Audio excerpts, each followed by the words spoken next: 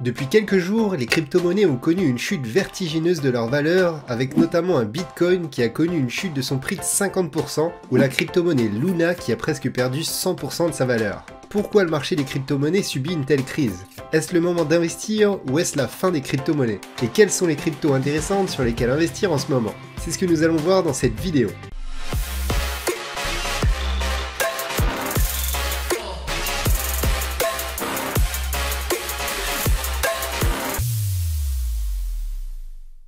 La chute soudaine des crypto-monnaies est d'abord due à l'effondrement d'un stablecoin, le Terra USD, aussi nommé l'UST.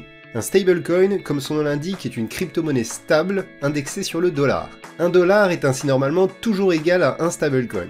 Ce mécanisme est garanti par une grande réserve de dollars ou par des algorithmes complexes. C'est le cas de l'UST. L'algorithme créé par Luna, l'entreprise qui a fondé l'UST, était censé brûler ou créer des UST en fonction de l'offre et la demande pour garantir un prix stable. Le problème est que cet algorithme a connu des failles et la crypto-monnaie UST a perdu plus de 80% de sa valeur en une semaine. Le Luna, qui est la crypto-monnaie sœur de l'UST et qui valait encore 85 $ le 5 mai dernier, ne vaut à présent plus rien. Conséquence directe de ce vent de panique et de la perte de confiance des investisseurs dans l'écosystème proposé par l'entreprise Luna. C'est ainsi 40 milliards de dollars qui se sont envolés en quelques jours. Le Terra faisait notamment partie du top 10 des crypto-monnaies les plus utilisées, mais elle n'est à présent plus qu'à la 208e place. La méfiance est ensuite étendue à d'autres stablecoins comme le Tether, ce qui a créé un vent de panique général dans la sphère des cryptos pendant quelques jours. Le second facteur qui explique cette crise sur le marché des cryptos est l'inflation. Depuis quelques années déjà, les crypto-monnaies viennent progressivement garnir le portefeuille des grandes banques et fonds d'investissement qui les échangent comme des actions en bourse. Mais quand l'économie affiche des signaux inquiétants, les investisseurs ont tendance à se tourner vers des valeurs refuge. C'est ce qui serait en train de se passer alors que pour combattre l'inflation rampante aux États-Unis, la Banque centrale américaine vient d'augmenter ses taux d'intérêt de 0,5%, du jamais vu depuis 2000. Les places boursières peinent à retrouver leur niveau d'avant la guerre en Ukraine et parallèlement, le marché des crypto-monnaies n'offre pas assez de sécurité aux yeux des acteurs qui désirent placer leur capital, ce qui explique une partie des ventes de crypto-monnaies de ces derniers jours entraînant la baisse de leur valeur. Par ailleurs, ce que l'on observe depuis quelques mois, c'est que le marché des crypto-monnaies est devenu de plus en plus corrélé au Nasdaq, l'indice boursier américain dédié aux entreprises technologiques comme Google ou encore Meta, anciennement Facebook. Pour faire simple, si le Nasdaq progresse, le Bitcoin progresse, et inversement, si le Nasdaq plonge, alors la crypto-monnaie plonge. Et avec le dernier relèvement des taux de la Banque centrale américaine, le Nasdaq perd du terrain, entraînant dans sa chute le marché des crypto-monnaies. Or, le marché des crypto-monnaies étant plus petit que le Nasdaq, il est aussi sujet à plus de volatilité. Un repli du Nasdaq a ainsi tendance à se traduire par une chute encore plus forte du marché des crypto-monnaies. Il faut enfin rappeler que le marché des crypto-monnaies a toujours connu des variations majeures. En mai 2021, après avoir quintuplé de valeur en seulement 6 mois, le Bitcoin avait par exemple connu une baisse de 40%, avant de remonter progressivement pour atteindre la valeur record de 68 000 $. Un autre exemple, en 2018, le Bitcoin avait perdu près de 80% de sa valeur après avoir connu une course folle vers ses plus hauts sommets historiques. Maintenant, s'agit-il encore une fois d'une de ces baisses pendant lesquelles nous pouvons profiter de prix intéressants, ou s'agit-il de la fin des crypto-monnaies? Bien sûr, il s'agit de la question dont tout le monde se pose. Peu d'analystes n'osent se mouiller étant donné la conjoncture économique actuelle qui ne risque pas de s'améliorer avant 1 à 2 ans. Il va donc falloir essayer de peser le pour et le contre. D'un côté, on a un Bitcoin qui teste un support important à 29 000 $. Ce support a été testé plusieurs fois mais n'est jamais allé en dessous. Si le Bitcoin ne passe pas en dessous de ces 29 000 $, ça pourrait être un signe positif fort pour les investisseurs. Et de l'autre côté, on a les États-Unis qui sont en pleine chasse à l'inflation. Ces derniers vont continuer d'augmenter les taux directeurs jusqu'à reprendre la main sur la hausse des prix. L'Union européenne risque de son côté d'emboîter le pas dès cet été, ce qui ne risque pas d'aider à améliorer la situation. Les gros investisseurs pourraient continuer de réduire le risque de leur placement en investissant sur des valeurs moins risquées, comme le marché des obligations ou le marché des matières premières.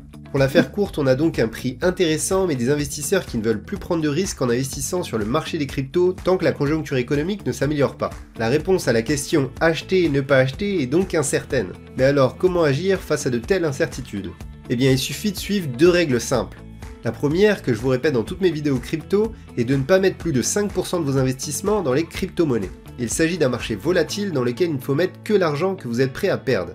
La deuxième règle est de diviser vos investissements. Si 5% de vos investissements représentent 500 € par exemple, vous pouvez profiter de la situation actuelle pour tenter d'investir 250 €. Attendez ensuite quelques semaines pour investir les 250 € restants. Si les crypto-monnaies remontent, vous serez gagnant et si leur prix continue de chuter, vous pourrez investir les 250 € restants. Et si vous aviez déjà investi avant que les prix chutent, faut-il vendre? Il ne faut pas paniquer si le cours baisse, voire s'effondre. Il faut se dire qu'il remontera. Si on vend au plus bas, on est sûr de faire une perte. Par contre, si on garde sa position, on va sans doute profiter d'une remontée même si ce n'est pas garanti. Il faut se souvenir du fameux adage des marchés boursiers, tant qu'on n'a pas vendu, on n'a pas perdu. Et cela vaut pour toutes les crises. Les titres qui ont survécu à celle de 1929 ont tous rebondi, comme en 1973, sauf bien sûr ceux qui ont coulé et qui ont disparu. Il ne faut pas céder à l'émotion, c'est la pire conseillère, et de toute manière, si vous avez investi que de l'argent que vous êtes prêt à perdre, vous ne devriez pas avoir peur de voir du rouge pendant quelques temps. On a donc vu juste avant qu'il pourrait être intéressant de profiter des prix bas pour investir. Et sur quelle crypto investir? Je vous propose de passer en revue 3 cryptos intéressantes au vu de la situation actuelle. Il ne s'agit que de 3 exemples, n'hésitez pas à me dire en commentaire les crypto-monnaies qui pour vous pourraient être intéressantes. J'en profite aussi pour vous remercier, vous êtes déjà 6000 à vous être abonnés, ça me fait super plaisir, donc encore une fois, merci à tous. La première de ces cryptos n'est d'autre que l'Ethereum. L'Ethereum a perdu 60% de sa valeur depuis novembre 2021. Il s'agit de la deuxième plus importante crypto-monnaie au monde. La différence avec le Bitcoin est que l'Ethereum est une entreprise qui génère des revenus. Sur les 7 derniers jours, c'est pas moins de 123 millions de dollars qui ont été générés. En plus des revenus importants, l'Ethereum a beaucoup de fonctionnalités, comme d'être une valeur support pour de nombreux stablecoins, elle sert de transaction pour de nombreux NFT, et elle est à la base de nombreux autres altcoins qui ne peuvent pas fonctionner sans son écosystème. Au vu de la période d'incertitude actuelle, l'Ethereum peut donc représenter une valeur refuge assez sûre au sein même du marché des crypto-monnaies.